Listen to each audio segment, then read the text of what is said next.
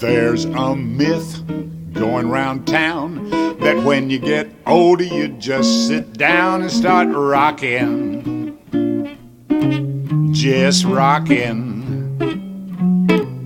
In a way that's true, if you know what I mean. Just take a look at the senior scene. Well, it's rockin', yeah, it's rockin'. We're pulling our weight, learning the code. Greetings and welcome to In Praise of Age. I hope you enjoy our second segment today with Charlie Tsui, better known to many of us as Charlie Two Shoes. We taped a half hour with him earlier, and basically he told us about growing up in China in poverty and the Marines moving practically next door to him after the Second World War, and his becoming friends and becoming a member really of the Marines. They did a uniform for him and actually took him, his parents let them take him when they moved on, and they put him in school. And then he was in school with Sister Belinda, who was his mentor in many, many ways and very wonderful to him, who lived to be 94. And the Marines, when the communists took over, had to leave the country, and so did Sister Belinda. And that's where we come in again, Charlie. You've gone back to your family, and they're hiding you from the communists. Dug a hole and put branches over it to protect you. And then what happened? Well, that was really a very, very frustrated situation. I could say it's a happy time and a sad time. You say happy time because my grandfather was very happy to have me home, and he's the only one who's happy to have me home. But the sad time is that my mom and dad, they were worried for my life. I'm also worried about what's going to happen in my future. So my mom and dad, they thought the best they can do is to hide me so the communists can find me. But that was like something foolish to do because there's no way you can hide. So I was hidden for a week or two, and then finally I came up, and the communists had a nice talk with me. Of course, they were very nice to me. And in a way, it's warned to me that you make sure you behave on our new government and just forget about the Marines and forget about your past life with Americans because they are our top enemies. That really hurts me when they say that. But I have no choice. I just nod my head, express that I listen, and will follow their orders. Then I'll have to start my new life under the new government. The most difficult part of my new life was my language was not too well anymore because all those 4 years when I was with the Marines in American school, I never speak Chinese anymore. So we're always in English. So now I have to go back to Chinese. And there's a lot of things, a lot of words I have to translate from English to Chinese. That take a little while.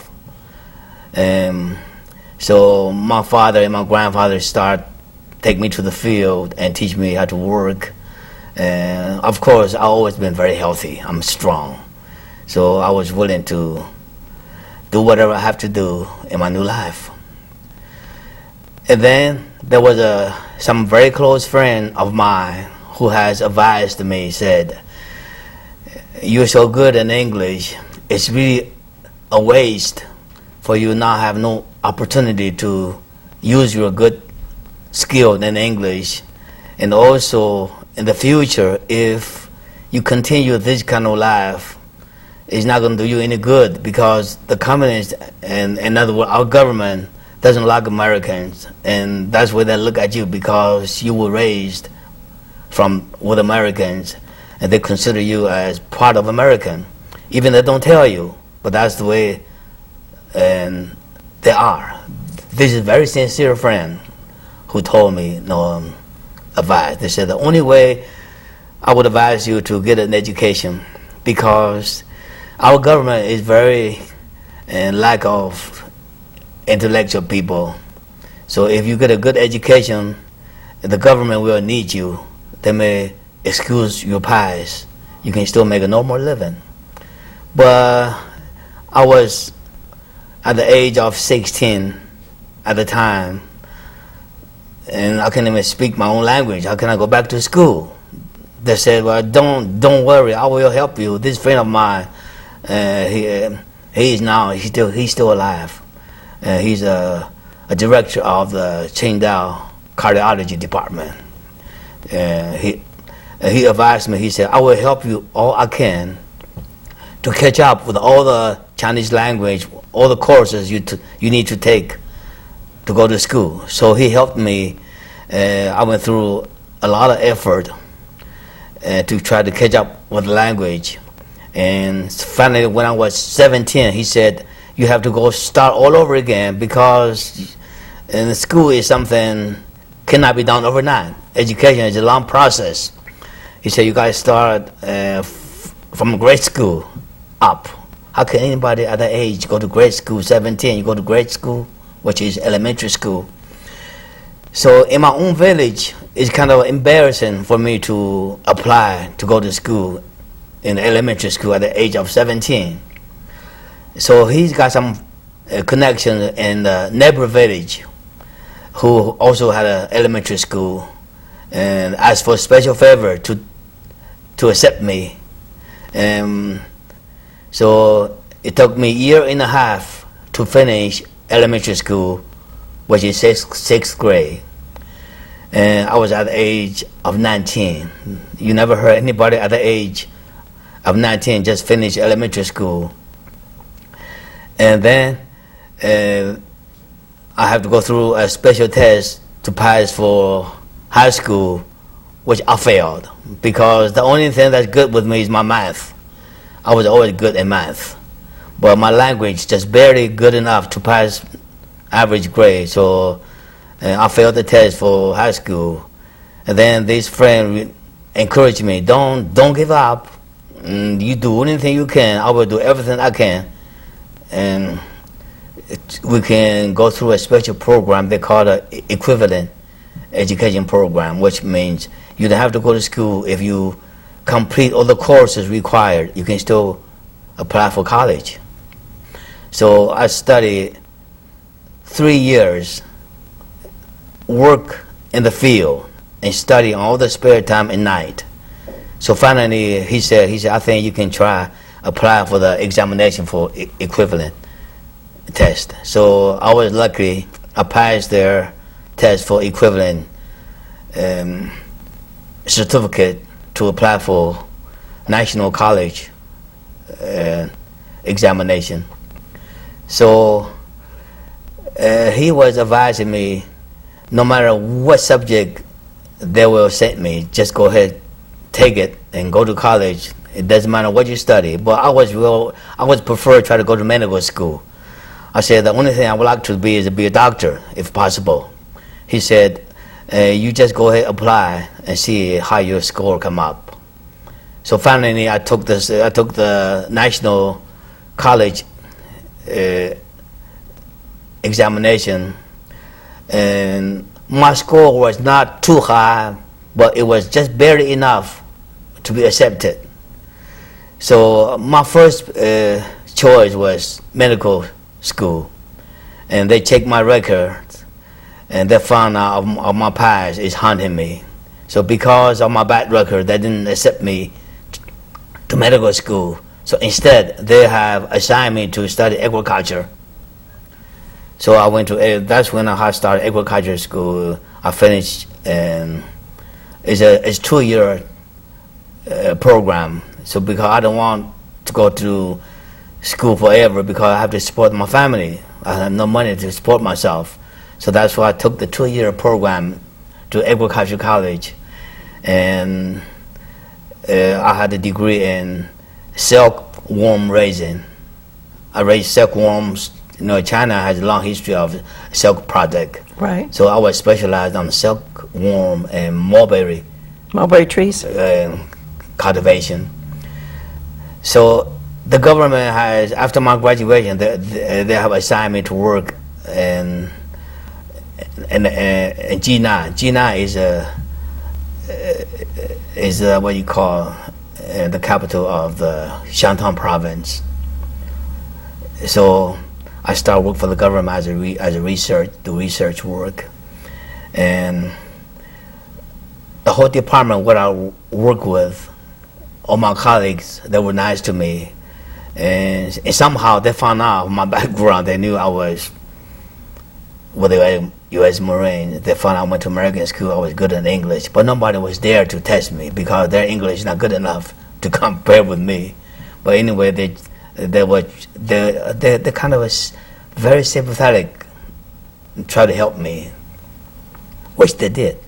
So for about 2 years, I made some pretty good progress. So the government and the department was satisfied with my work.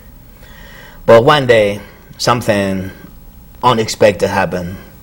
You know, in those days, China have different campaign. It was a time that they called the anti-U.S. campaign. They tried to mobilize the whole country, anti-United States. So they thought it might be useful for me to be part of the propaganda team, to make public speeches, to tell them that how bad Americans were, and in fact make all the lies they want me to make people believe that you hate United States, which to me that's a sin. And that was a very hard choice for me to make, because the department head called me in his office, and we had a pretty long talk. He praised me of my good job I've done, and then finally we came to the main point. He said, I've heard that you had some experience living with the U.S. Marines. I told him that is true, but that was a long time ago. So I knew something bad was going to happen. I told him that was a long time ago. I couldn't remember all the details. In fact, I can't even remember English anymore all these years. So he knew that was the only way I can get out of it. If I said no, or if I deny, I could be persecuted right away on the spot. So I had to figure out a way. So I just lied to them that I couldn't remember my past experience with the Marines. I couldn't even remember the language anymore. So they knew I was lying. So that was the end of our conversation. And then I went back to work. Just a matter of week or two. One of my close friend, which my closest friend, he is a communist member. He told me in behind, he said, I've sensed that something terrible is going to happen to you. I just want you to take precaution and be expecting that something bad is going to happen against you. Well, I felt very innocent because I never done anything against the government.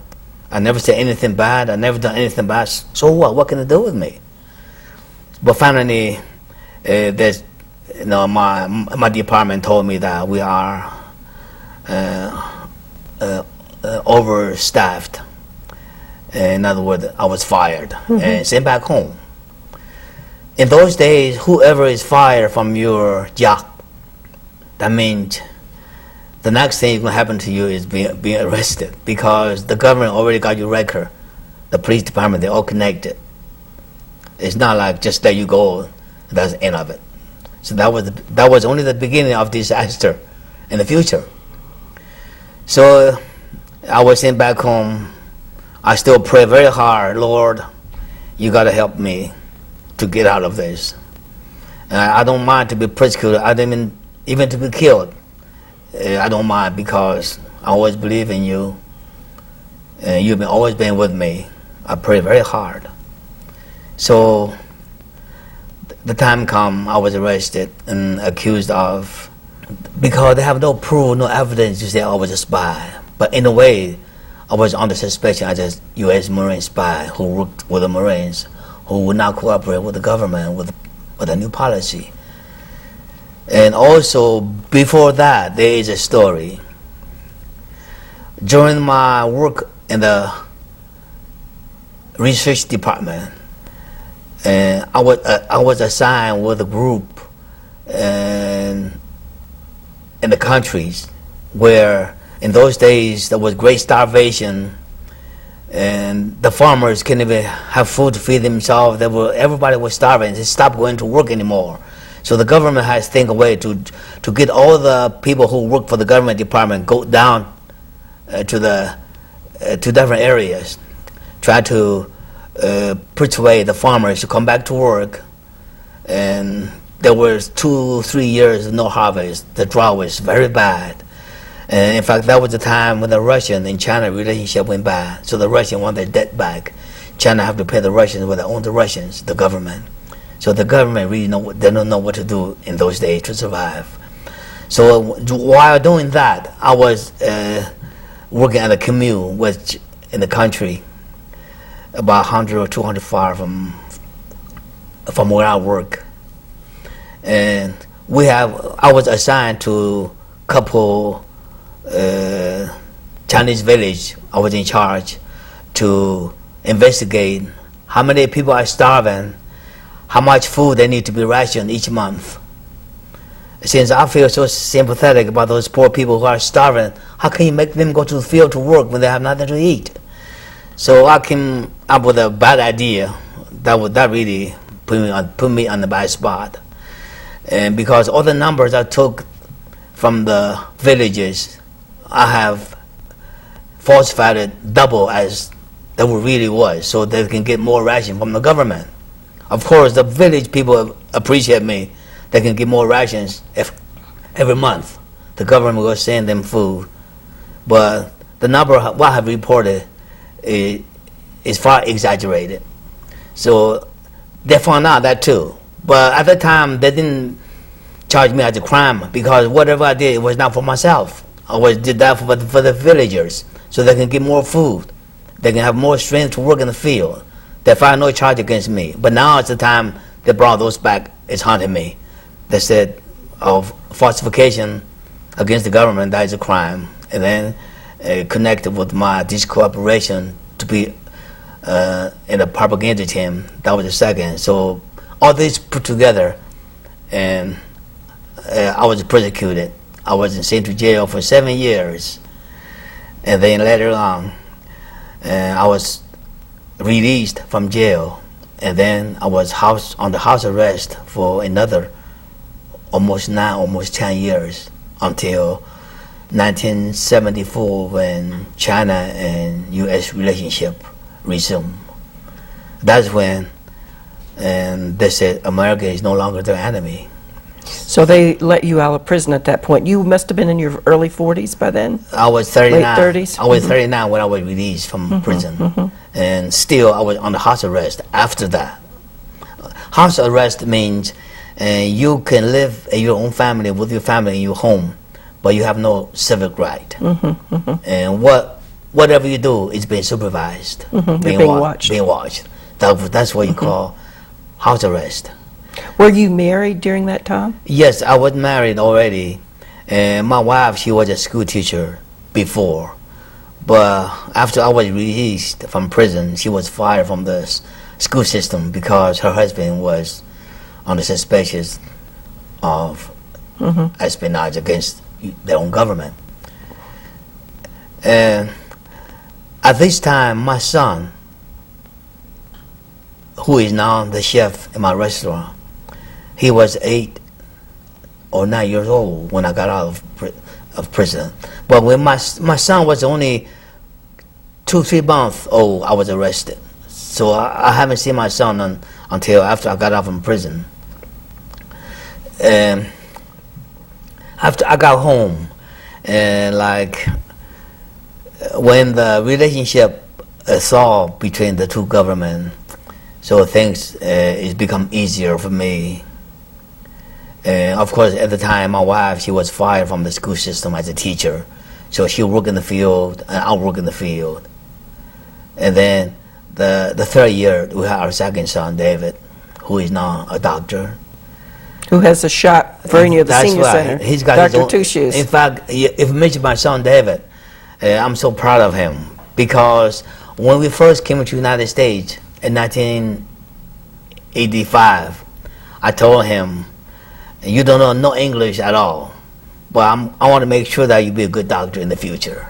So he agreed with me. So finally, that he did go to med school and he finished his career, and he was in the podiatric. He was in the College of Podiatric Medicine in New York. Good. So after he graduated, he worked. He had 2 years practice in New York. And then one day he called me. He said, Dad, I'm coming home. I said, you mean you're not practicing your profession? I said, all these years to educate you. Now you're not going to work. No, he said, not that. He said, I'll come up with something new. I said, what new? He said, my professors and all my friends has advised me that there's something else I can do better than practice. I said, what can be better than practice? Being a doctor, fix people's foot. He said, no, I'm still going to fix people's foot, but in a different way. I said, what different way? He said, I'm doing some research and study on shoes. He said, a lot of the patients in New York who I saw didn't have to see me if they had the right footwear. That saved them a lot of money if I knew this before. He said, I'm going to start a shoe business which will prevent a lot of people from seeing doctors, and with the right footwear, I'm going to give free consultation to tell people what to do so their foot can be comfortable. So I'm so proud that my son, my dad is. You should be. I want to go back just a minute, if I might, to how you contacted the American Marines and got to this country, because that's a powerful story in itself. That is something. You were then about 42, right? A dream that came true. You know, all those years I've been praying very hard. I said, Lord, please protect all my Marine brothers. I always consider them my brothers. I said, all these years, I don't know if they're alive or dead, but whatever they are or where they are, please protect them, their family. And I still pray that someday we can still meet, because that was a promise the Marines made to me when they left. They said, Charlie, it's not going to be too long, we're going to come back for you. And how did you contact them? So when the relationship between China and United States resumed, some people advised me, they said, you think those Marines still remember you? I said, they remember you for sure, but I don't know how to get in touch with them. They said, you got to try. Maybe they can help you, get you out of the country. These are very sincere friends who are very sympathetic with me. You know, in those days, in my own mind, I have thought about that, but I was dare not try, because with my background in prison, all the persecutions, if I bring something up like this, that will prove I was guilty all along. Mm-hmm. So anyway, I was a little hesitant about doing that. So also I was doubt if I can still use the English language. Can I still remember the language? And can I still remember their address? That was a mystery. That was in your head. You had lost it. That's right, in my head. So I prayed hard. I said, God, you have to help me. Can you help me to remember the address so I can contact him? At least I can try them. So I prayed hard. And then I tried hard too. Day and night I try to remember, refresh my mind. After they left, some have sent me their letters. Some gave me the address when they left. But all these documents were burned by my mother. My mother was afraid that if I keep all these documents, it will be against me. So I have nothing left with me. But it's kind of miracle. I would say always God answers the prayers when the time comes, because all these years I've been praying hard, but finally God has answered my prayers. And so they got the letter that you sent. That's right. So one of them got the letter. One of the Marine from Fayetteville, from Archerville, North Carolina. I remember his address. He got the letter and he answered me. And then later on, he mobilized all the Marines who he still remembered around. They said, Charlie is still alive. They said, we got to fulfill our promise to him. So they started a campaign in the United States to bring me out of China. And we communicate, we talk on the phone, and we exchange letters. So they told me to apply for my passport to visit the United States, which I did. And the government wouldn't approve that. In fact, there was a story even before that. When I got the idea to try to contact these people, in those days you have to get permission from the government before you can write letters overseas. Particularly in my case, I was under suspicious. So I went through the public security, which is the police department, to apply for permission to write. They said that all these years, you say you couldn't remember anything. You couldn't remember the language. Now everything is coming back to you. We're not sure that you're able to reach these people, which means they disapprove of They didn't let you come. And what happened that they let you come then? So finally, they relayed it. They said, I have always just again and again bugging them, keep on applying. I said, I'm doing nothing wrong. I said, all I try to ask for is a favor to write these people and contact these people, increase friendship. They are my brothers in the military. And they let you come what year finally? Finally, in 1983. You came, and were you allowed to stay, or that was for a visit? In 1983, I was approved, just issued one visa to visit the United States for 6 months. So I applied for my whole family. They all got their passport from China, which was a great favor.